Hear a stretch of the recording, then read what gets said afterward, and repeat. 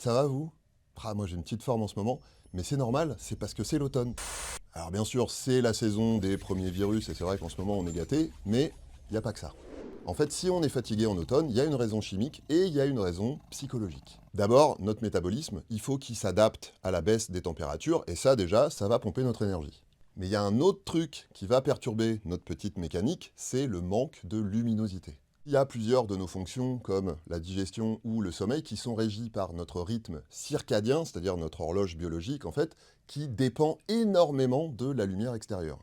L'obscurité, ça va par exemple déclencher la sécrétion de la mélatonine, qui est l'hormone du sommeil, donc plus il fait noir longtemps, plus on a envie de dormir. Mais l'automne, c'est aussi le début de ce qu'on appelle la déprime, voire la dépression saisonnière, que la chimie n'explique que partiellement. Ça va avoir des conséquences physiologiques. Il fait pas très beau, on n'a pas trop le moral, les jours raccourcissent, on n'a pas forcément la foi d'aller faire du sport.